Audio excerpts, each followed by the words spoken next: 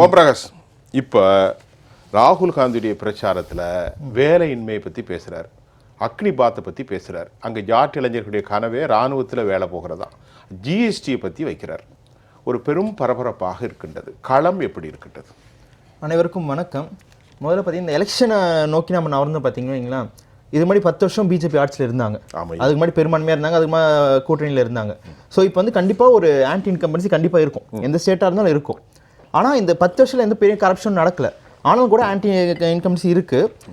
But அதுவும் இல்லாமல் extra உங்களுக்கு காங்கிரஸ் ஒரு பெரிய ப்ளஸ் என்ன வருதுன்னு பார்த்தீங்கன்னா ஃபார்மல் பிரச்சனை, ஃபார்மல் ப்ரொடெஸ்ட் பிரச்சனையாக இருக்கட்டும், மல்யுத்த பிரச்சனையாக இருக்கட்டும், நீங்கள் சொன்ன அக்னிவீராக இருக்கட்டும், இத்தனை பிரச்சனை இருந்துமே ஃபார்மல் பிரச்சனையை மோடி அவர்கள் பிஜேபி கவர்மெண்ட் அட்ரஸ் பண்ணாங்க. மல்யுத்த பிரச்சனை பார்த்தீங்கன்னா அந்த வீரர் வந்து இப்போ கேண்டிடேட்டாக அறிவிச்சிருக்காங்க. ஆமாம், அவர் கேண்டிடேட்டாக அறிவிச்சிருக்காங்க. ஒருவேளை காங்கிரஸ் வந்து இதில் ஒரு சின்ன தவறு பண்ணியிருக்கு. காங்கிரஸ் வந்து அவர் வந்து ஒரு பிரச்சார பீரங்கியாக பயன்படுத்தியிருந்தா இதோட இம்பாக்ட் வந்து ஹரியானா வேற மாதிரி இருக்கும். பிரச்சாரம் பண்ணுவார் இல்ல, அவர் கேண்டிடேட் அவர் கேண்டிடேட் தொகுதிக்குள்ள அடங்கணும் சரி, வெளில இருந்தாலும் சரி, அவர் கேண்டிடேட்டா வந்திருக்க கேண்டிடேட்டா இருந்தாலும் மத்த போலாம். அவர் கேண்டிடேட் இருந்தா ஒரு சாமானிய மக்கள் எப்படி பார்ப்பாங்கன்னா, இதுக்கு முன்னாடி அவங்க பண்ண இது எல்லாம் ப்ரொடெஸ்டும் இதுக்காக தான் இருக்கும்.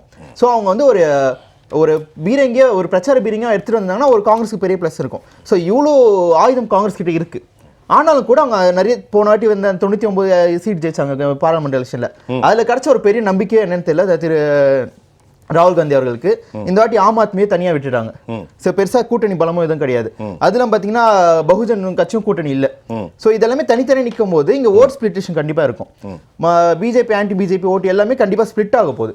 சோ அது இல்லாம அங்க கேண்டிடேட்ஸ் பாத்தீங்கன்னா ஒவ்வொரு தொகுதியிலுமே ஏகப்பட்ட கேண்டிடேட்ஸ் நிக்கிறாங்க. உள்ளூர்ல பிரபலமா இருந்தவங்க, ஜாதி வச்சு ப்ராப்ளமா இருக்கவங்க, அந்த கம்யூனிட்டி, அந்த கேஸ்ட், அந்த ரிலிஜன், ஏகப்பட்ட கேண்டிடேட்ஸ் அங்க நிற்கும் போது இது ஆட்டோமேட்டிக்கா பிஜேபிக்கு சாதகமான தேர்தலாக தான் போய் முடியும். ஆக்சுவலா இதெல்லாமே பாயிண்ட் லெவலில் பார்த்துருந்தாங்கன்னா காங்கிரஸ்க்கு ஒரு சாதகமான தேர்தல் தான். இதெல்லாமே கைமீறி போனதுனால கண்டிப்பா இது பிஜேபிக்கு சாதகமான தேர்தல் தான் பார்க்குறேன். அதுல பிஜேபிக்கு சாதகமான சேர்ந்தா பிஜேபிக்கு வாக்கு வரும். வாக்கு கண்டிப்பா மூன்றாவது முறையாகவும் ஆட்சிக்கு வருவாங்க. மூன்றாவது இந்த அக்னிபாத்தோ வேலையின்மையோ குமாரி அவங்க பேர் என்னது, நம்ம வினித் போகையுடைய பிரச்சாரமோ மல்யுத்தனுக்கு செக்ஸுவல் ஸ்கேண்டலோ ஒன்றும் வேலை செய்யாது. இது எல்லாம் நீங்க சொன்னது பாத்தீங்களா, இது எல்லாமே எம்பி எல்லாவற்றுக்கும் மேலாக அரசின் மீது அதீரமான நம்பிக்கை இருந்தால் மட்டும்தான் பிஜேபி ஜெயிக்கும். கண்டிப்பா நீங்க சொன்னீங்க பாத்தீங்களா, லிஸ்ட் வச்சீங்க பாத்தீங்களா, இந்த லிஸ்ட் எல்லாமே எம்பி எலெக்ஷன் முன்னாடி அந்த இஷ்யூ தான். அதனால தான் அஞ்சு தோத்தாங்க. ஆனாலும் அந்த 5 ஜெயிச்சாங்க பாத்தீங்களா, அதுல கிட்டத்தட்ட அவங்க 40 சீட்ஸ் வந்துருது. இந்த எம்எல்ஏ கான்ஸ்டிட்யூஷன்சி பாத்தீங்கன்னா 44 கிட்ட வருது அவங்களுக்கு. இந்த 5 அப்ப அவங்களுக்கு வருதுல்ல 40 கான்ஸ்டிட்யூஷன்ஸ் வச்சு பாக்கும்போது நீங்க டாலி பண்ணி பாத்தீங்கன்னா 44 வருது. ஓகேங்களா, அது இல்லாம பாத்தீங்கன்னா நீங்க சொன்னது 5மே முடிஞ்சதுக்கு அப்புறமா தான் இவ்வளவு பெரிய செட்பேக் அவங்களுக்கு. அது வச்சு பார்க்கும்போது இங்க பெரிய பிரச்சனை இருக்கு. அது இல்லாம நான் சொன்னது இங்க கேண்டிடேட் பார்த்தீங்கன்னா அவர் அறிவிச்சிருக்க கூடாது. அறிவிச்சலாம் ஒரு பெரிய பேச்சாளர் அவங்க இறக்கி விட்டுருந்தாங்கன்னா பெரிய இது கிடைச்சிருக்கும். இங்க என்னன்னா அவங்க ஓட்டு வந்து பிரிய போகுது, ஜாட் சமூக ஓட்டும் பிரிய போகுது, எஸ்சி எஸ்டி ஓட்டு பட்டியலின சமுதாயம் ஓட்டு. 3 சமூகம் இருக்கு. ஜாட் ஓட்டு 27, 25 தலித்துகள் ஓட்டு 27, நமக்கு வந்து தகவல் 21 தலித்துகள்.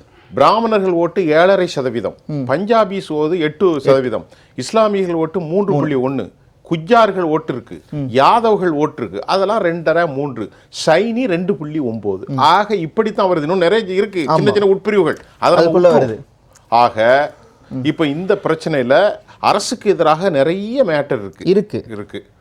அது எல்லாமே தவறாக ஒரு கரெக்டாக கைண்டா இது காங்கிரஸ்க்கு பெரிய இதோ போயிருக்கும், பெனிஃபிட்டா போயிருக்கும். அதெல்லாம் தவறா கைண்டனால தான் இது வந்து பிஜேபிக்கு சப்போர்ட்டா போய் முடிய போகுது நான் சொல்ல வரேன். இப்ப அந்த மாநிலத்தில் உள்ள ஜாட் சமூகத்தில் உள்ள வினித் போகே அந்த அம்மா, அந்த பொண்ணு இருக்கு பாருங்க, மல்யுத்த வீராங்கனை, அந்த பொண்ணு ஜாட் சமூகத்தை சேர்ந்தவங்க தான்.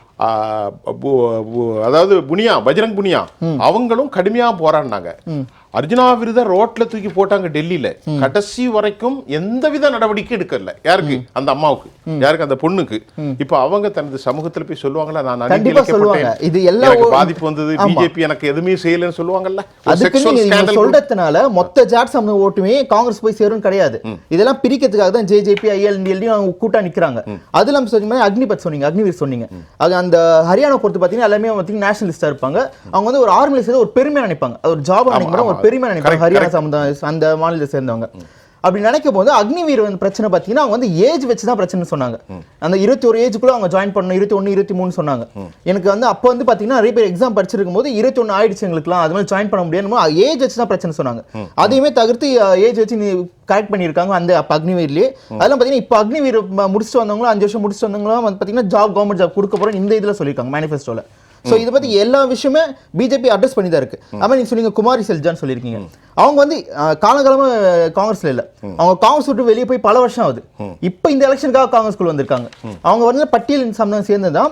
ஆனால் பட்டியலின் சமுதாயம் ஓட்டு வந்து அவங்க கிட்ட மட்டுமே இருக்குன்னு கிட்ட கிடையாது. ஆனால் அவங்க ஒரு பெரிய தலைவர், பட்டியலின் சமுதாயம் பெரிய தலைவர்.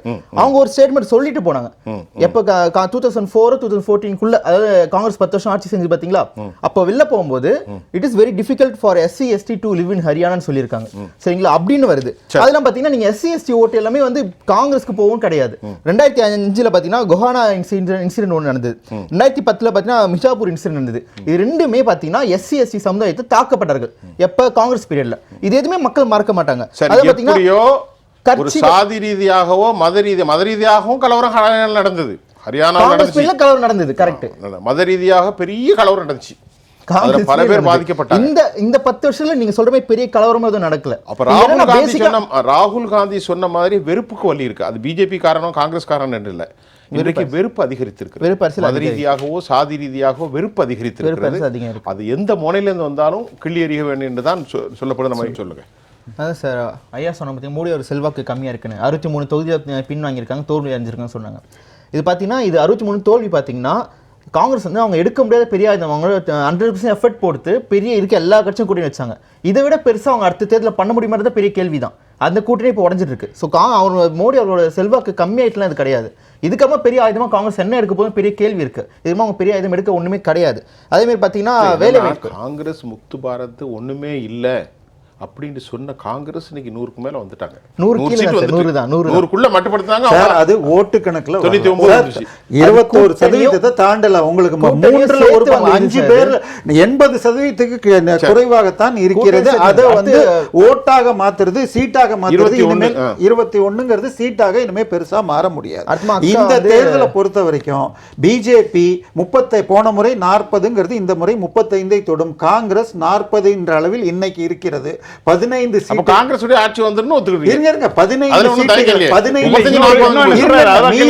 15 சீட்டு INLD JJP எடுக்கக்கூடும், இல்ல சுயேட்சைகளும் வரலாம். அவர்கள் தான் தீர்மானிப்பார்கள். அவர்களை வேற தீர்மானிப்பார்கள். ஆனால் அங்கே வேறு வழி ஒரு உத்தவ் தாக்கரே உருவாகுவார்களா என்ற கேள்வியும் பத்திரிகை எழுதுகிறது. காங்கிரஸ் கட்சி 60க்கு மேல் எடுக்கவில்லை என்றால் நிலைமை கடும் போட்டி ஏற்படும். ஷேல்ஜா கடந்த 2 நாட்களுக்கு முன்னால் வரை காங்கிரசுக்கு ஆதரவாக பேசவில்லை. இன்னைக்கு கூட சீஃப் மினிஸ்டர் ஊடான ஓபனாக அறிவிக்கலை. எஸ்சிக்கள் ஓட்டே காங்கிரசுக்கு விழுவதில் சந்தேகம் இருக்கு. சீஃப் மினிஸ்டர் யாருமே காங்கிரஸ் அறிவிக்கவே இல்லை சார். சரிங்களா, அது ஒரு கேள்வி இருக்கு. அதே மாதிரி பாத்தீங்கன்னா வேலை வாய்ப்பு சொன்னாங்க. வேலை வாய்ப்பு பாத்தீங்கன்னா 2004 இருந்து 14 வரைக்குமே ஹரியானா மக்கள் என்ன சொல்லுவாங்கன்னா கர்ச்சி பர்ஜின்னு சொல்லுவாங்க, அதாவது கரப்ஷன் ஃபேவரிசம் சொல்லுவாங்க. சோ அது எல்லா தாக்கமும் இன்னும் மறக்கல மக்கள். சரிங்களா, இப்படி இருக்கும்போது வேலை வாய்ப்பு பத்தி காங்கிரஸ் பேசஸ் ஃபர்ஸ்ட் ஆஃப் ரைட் சைட் கிடையாது. அதெல்லாம் பாத்தீங்கன்னா இப்போ அவங்க மேனிஃபெஸ்டோல 2 லட்சம் பேருக்கு வேலை வாய்ப்பு, யங்ஸ்டர்ஸ்க்கு வேலை வாய்ப்பு கொடுப்போம்னு சொல்லிருக்காங்க. அது எப்படி கொடுப்போம்னு எதுவும் சொல்லவே இல்லை அவங்க காங்கிரஸ் மேனிஃபெஸ்டோல.